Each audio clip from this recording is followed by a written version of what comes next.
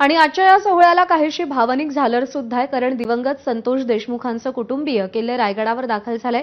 शिवाजी महाराजांना आज ते साकडं घालून गुन्हेगारांना शिक्षा करण्याची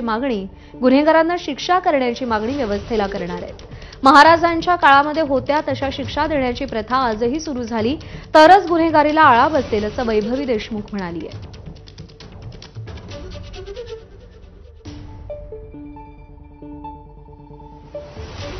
आपल्यासोबत स्वतः संतोष देशमुख यांची कन्या आहे। ताई, काय सांगशील एकंदरीत या प्रकरणाला? आता 6 महिने झाले, अजूनही या आठवणी आहेत। आज तू छत्रपती शिवाजी महाराज यांना अभिवादन करण्यासाठी उद्याच्या शिवराज्याभिषेक सोहळ्याच्या पार्श्वभूमीवर आलेली आहेस।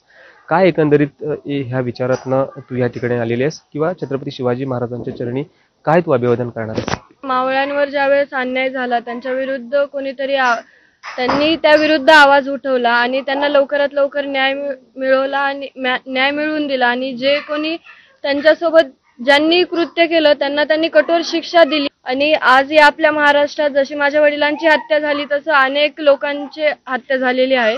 तसंच मला आता वाटतं आणि या सरकारकडून मला अपेक्षा आहे की तसंच महाराजांच्या काळामध्ये जशी प्रथा होती त्याच प्रथांनी आपण जर या गुन्हेगारांना जर कठोर शिक्षा दिली तर पुढचे जे गुन्हे थांबतील।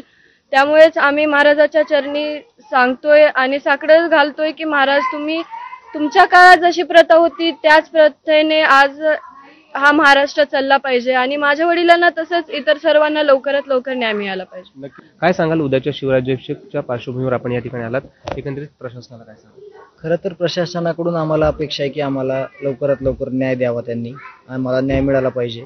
आणि उद्या जे शिवराज्याभिषेक सोहळा आहे, खरं तर उद्या आम्ही संकल्पन करणार आहोत। इथं आम्हाला लढण्याची शक्ती मिळणार आहे आणि ज्याप्रमाणे शिवाजी महाराजांनी संघर्ष केला, ज्या मावळ्यांना, ज्या प्रजेला, ज्या न्याय द्यायचं काम त्यांनी केलं, तसंच या शासनानं केलं पाहिजे। महाराष्ट्राला एक उदाहरण दिलं पाहिजे की इथं गुन्हेगारीला कुणीही साथ देणार नाही आणि कायमचे म्हणजे गुन्हेगारी कशी संपवली जाईल याकडं म्हणजे हे उदाहरण त्यांच्यासमोर आहे की या लवकरात लवकर या आरोपींना फाशी शिक्षा द्यावी। त्यांचं संपूर्ण कुटुंब उद्याच्या शिवराज्याभिषेक सोहळ्याच्या पार्श्वभूमीवर किल्ले रायगडच्या याच पायथ्याशी आता या ठिकाणी पोहोचलेले आहे।